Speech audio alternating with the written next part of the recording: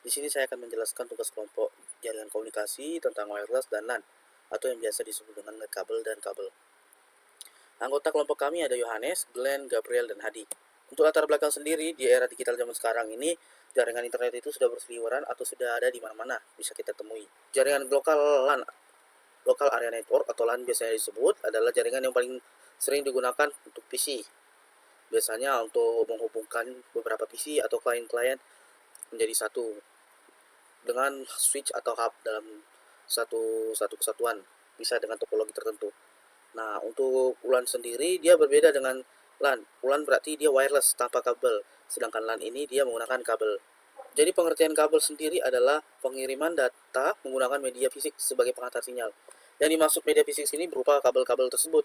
Ada kabel UTP, koaksial, fiber optik, STP, dan masih banyak juga jenis lainnya. Tapi yang paling banyak digunakan sekarang dalam perusahaan-perusahaan besar itu adalah fiber optik. Mengapa demikian? Dikarenakan fiber optik merupakan menggunakan pengantar sinyal berupa laser yang sangat cepat dalam melakukan pertukaran data ketimbang kabel UTP dan koaksial. Namun yang paling umum dijumpai di masyarakat biasanya adalah kabel UTP, terutama koaksial itu sebelum tahun 2015 biasanya berseliweran kabel koaksial.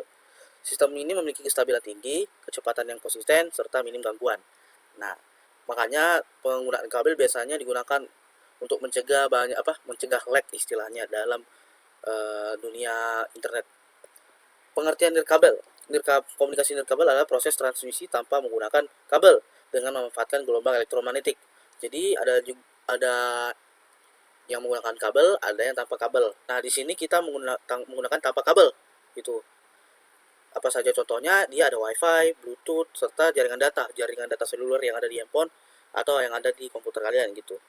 Nah, misalnya keunggulan dari jaringan nirkabel ini itu fleksibilitas, mudah. Dia tidak terpengaruh oleh kabelnya, panjang pendek kabelnya gitu. Instalasinya gampang, serta dukungan terhadap mobilitas pengguna. Jadi kita misalnya ke kamar mandi butuh wifi, kita bisa langsung terhubung gitu. Butuh internet, tidak perlu menggunakan kabel-kabel lagi. Seperti dulu, sekarang udah tidak perlu lagi. Jadi komponen yang kami gunakan itu adalah router, switch hub, terus ada juga perlengkapan untuk membentuk kabel LAN tersebut. Karena kami menggunakan kabel LAN kan, terus RJ45, terus kabelnya itu kami menggunakan konfigurasi straight, yang artinya kedua ujungnya memiliki urutan yang sama. Ada juga tang crimping, terus ada tester juga. Terus topologi yang kami gunakan adalah topologi sederhana, yaitu star topologi. Untuk modul kabel dan nirkabel kami gunakan topologi star, dikarenakan mudah dicapai dan hasilnya juga tidak terlalu buruk. Nirkabel, kami menggunakan 3 klien yang terhubung ke router dan dilakukan pengiriman ke server. Untuk kabel, kami menggunakan 4 klien terhubung ke hub menggunakan kabel LAN dan mengirim data ke server. Tahapan dari kabel yang pertama itu menghubungkan ke jaringan, melakukan ping, melakukan IP config, memasukkan akses jaringan, dan mengirimkan. Jadi kita bisa lihat proses untuk tahapan dari kabel ini. Oke. Lakukan adalah Kita menghidupkan untuk modul WiFi yang nantinya akan digunakan untuk menghubungkan antar device atau laptop kita yang kita gunakan. Hal yang pertama kita lakukan setelah ini sudah hidup, kita mencari masuk ke Jarkom. Oke, setelah tersambung, kita langsung saja melakukan IP config. Mungkin bisa teman-teman perhatikan.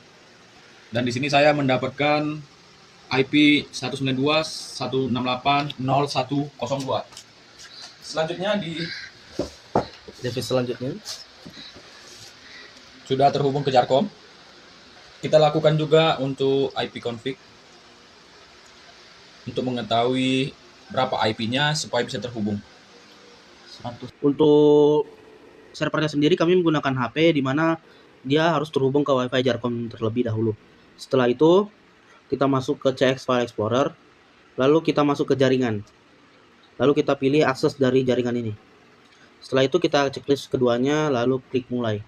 Di sini akan menampilkan alamat FTP, IP serta password untuk itunya, password dan ID untuk masuk ke dalam server tersebut. Oke, setelah kita dapatkan IP kita, maka kita coba ping ke PC satu lagi. ke 100. Ini dapat terhubung karena di satu lagi dia pingnya 100 di ujungnya. Oke. Selanjutnya kita akan ping ke server juga. Pingnya ujungnya adalah 101. Oke. Ini berhasil untuk melakukan ping. Selanjutnya kita akan coba juga di satu lagi. Oke, berhasil. Kita akan ping juga ke server. Berhasil.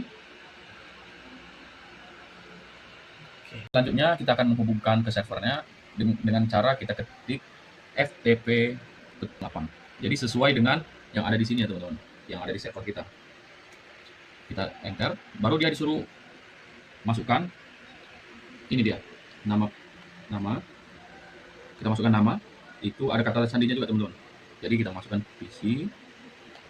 Kata sandinya 113166. Oke, ini adalah servernya, file yang ada di dalam server. Selanjutnya kita akan coba ke klien kedua. Kita masukkan juga sama. Jadi kita masukkan PC.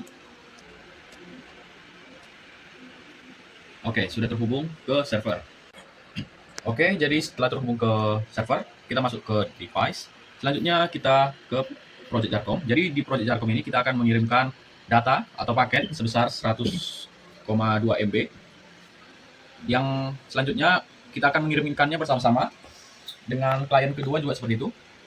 Dengan data sebesar 140 MB yang akan dikirimkan ke Project Jarcom.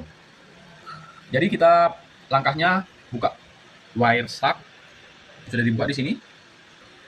Kita akan memencet bersama-sama WiFi antara klien 1 dan klien 2. Mari kita pencet bersama-sama. Oke. Setelah muncul, kita langsung mengambil paket atau data kita tadi yang akan kita kirimkan ke Project Jarcom. Itu juga bersama-sama. Seperti ini. Jadi kita akan meletaknya secara sama-sama. Oke. Jadi ini proses atau loading dari klien 1. Ini untuk klien kedua. Jadi kita tunggu teman-teman. Oke, bisa kita perhatikan di klien 1 sudah terkirim paketnya, sedangkan pada klien 2 masih proses. Oke, di sini untuk klien 2 juga sudah mengirim. Lihat update dari kedua server tersebut. Seperti yang kita lihat sudah di-refresh PC 1 yang saya kirim dan yang 2 video yang Yohanes kirim. Dan kita akan refresh di device kedua. Nah, seperti yang kita lihat, di sini juga tersedia. Oke, selanjutnya kita buka lagi untuk WhatsApp yang sudah kita nyalakan tadi. Jadi kita akan mematikannya juga bersama-sama. Selanjutnya kita akan ekstrak berkas ini menjadi CSV.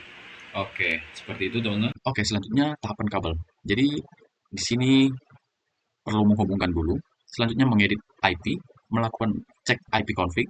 Selanjutnya memasukkan IP dari server tersebut agar kita bisa mengirimkan data atau paket. Gitu. Itu untuk tahapan kabel. Boleh kita saksikan secara langsung. Nah, ini untuk modul switch-nya. Cara menghubungkannya ini menghubungkan langsung ke laptop. Lalu untuk mengaktifkannya, kita bisa langsung masuk ke namanya pengaturan. Nah, dari pengaturan laptop ini, untuk konfigurasinya kita masuk ke jaringan Ethernet. Nah, di sini internet ini masih menghubungkan dan perlu tindakan. Nah, di sini sudah tidak ada internet. Ini menandakan bahwasanya dia sudah terhubung. Dapat dilihat sini, ini sudah terhubung dan juga di sini lampunya sudah tetap dia. Kemudian untuk masuk di sini kita untuk penetapan IP-nya. Di pengaturan awalnya itu otomatis DHCP. Akan tetapi kita harus menggunakan yang namanya manual. Untuk manualnya kita hidupkan yang IP P4 ini. Lalu masukkan alamat IP-nya. Kemudian sumaxnya. Nah, kemudian disimpan. Nah, ini juga berlaku pada di laptop satunya. Dan ini sebagai server. Nah, untuk servernya itu kami menggunakan dari IP-nya itu 1. Lalu kemudian kita masuk ke pengaturan untuk berbagi perangkat, yaitu dari sini. Ini masih di jaringan dan internet. Kita masuk di paling bawah, pengatur jaringan lanjut. Kemudian kita scroll ini di pengaturan berbagi tingkat lanjut. Kemudian untuk yang di jaringan publik ini diaktifkan kedua-duanya. Lalu jaringan pribadi diaktifkan juga. Kemudian di semua jaringan itu yang atasnya saja. Jika yang bawah dihidupkan itu akan mengaktifkan kata sandi jika ada yang mengakses. Oke, untuk konfigurasinya sudah siap. Kemudian kita akan mengeping dari server. Ini langsung ketikkan ping spasi, dikarenakan IP dari server itu cuma satu seperti ini, maka ini yang kita ketik, lalu enter. Nah, ini nampak dilihat bahwasanya di sini sudah berhasil. Itu artinya jaringan kita sudah terhubung dengan server atau laptop server di sebelah. Kemudian untuk masuk ke jaringannya atau berbagi file, kita masuk ke menu jaringan di bawah sini. Kemudian di atas sini kita ketikkan komen seperti ini, garis miring, kita masukkan IP yang tadi, kemudian di enter. Maka jadinya seperti ini. Kemudian masuk ke user, masuk ke public. Nah, ini dia sudah berbagi data. Nah, kemudian untuk yang di user atau di server itu ini dia untuk tempat berbagi filenya. Lalu kemudian kami coba untuk membuat file dari servernya, coba buat file. Itu kami beri nama dengan folder test. Kemudian di sini lihat, nah di sini sudah ada tes juga. Kemudian di sini saya akan membuat juga baru foldernya coba. Nah di sini sudah ada, di sebelah sini juga ada. Nah, oke, menandakan ini sudah berbagi tempat. Kemudian kita akan coba masukkan atau berbagi file secara langsung. Kemudian di sini saya akan mengirim file ke server.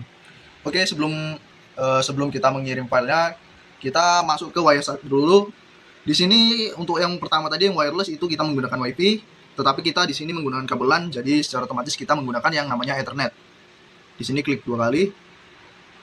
Nah, di sini sudah jalan, lalu kita masuk ke bagian sini. Kemudian untuk mengirimnya kita tarik saja ke bagian folder test, lalu enter. Nah, di sini prosesnya berjalan. Nah, di situ sudah tampil namun belum semuanya. Maka ini tunggu sampai selesai. Baik, sudah selesai. Jadi di sini seperti itu cara berbagi file melalui kabelan atau Ethernet. Oke, kita masuk ke data hasil uji coba kabel yang kita gunakan standar QoS, Quality of Service. Di sini kita memiliki 3 data yang telah berhasil kami olah, yaitu ada data saya, Yohanes, dan Hadi. Yang pertama ada paket loss. Kami menggunakan UDP sebagai patokannya, sehingga yang kami dapati paket lossnya adalah 0%. Untuk jitternya itu 0,02, serta rata-rata delay-nya itu 0,08 ms. Total bytes-nya itu ada 716. Jika dikonversi ke kbps dan mbps itu 752 kbps dan 0,7 mbps. Lalu ke data Yohanes, jadi rata-rata delay-nya itu 0,07. Paket UDP-nya itu ada 19 dan paket loss itu ada 0%. Total bytes-nya ada 975. Kalau dikonversi ke kbps ada 954 dan 0,9 mbps. Serta jitternya itu 0,005. Untuk HAD sendiri ada rata-rata delay 0,0017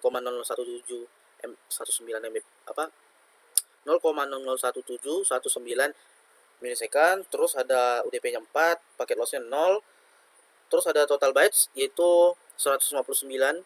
Jika dikonversi ke BPS itu 6058 serta Mbps itu 6 Mbps. Untuk jitternya sendiri dia ada di 0,00697. Terus ada data hasil uji coba klien 1 kabel itu, terus ada data hasil uji coba kabel klien 1, klien 2, klien 3 dan klien 4 juga berfungsi sebagai server. Di sini kami ada 4 klien sekaligus 1 server, di mana kami mengujikannya menggunakan LAN, kabel LAN serta switch. Jadi untuk klien 1 dia throughputnya itu 144. Kalau dikonversi ke kbps itu 224 08 kbps. Kalau misalnya mbps dia 22 mbps. Paket lossnya itu 0% serta delay dan jitternya itu 0,003 milisecond serta jitternya 0,001. Untuk klien kedua throughputnya itu 361 dan total waktunya 54 milisecond serta kbps 54 detik. Serta kbps-nya itu 53306 serta mbps-nya 5330661 mbps. Paket loss-nya sendiri ada 0% dengan UDP-nya ada 16, delay dan jitternya ada 0,003 0,0003 untuk delay serta jitarnya 0,001. Untuk klien ketiga itu ada rata-rata delaynya 0,003. Total bytesnya ada 134. Kalau dikonversi ke kbps ada 171, 17.183. Kalau ke mbps ada 17 mbps. UDP-nya tuh ada 16 serta paket loss-nya ada 0.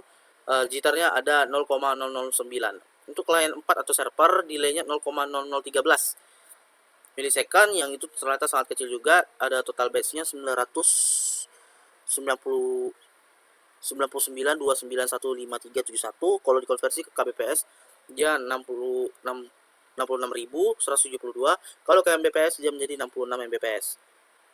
UDP-nya ada 16 dan paket error atau paket loss-nya itu 0 serta jitarnya 0,004.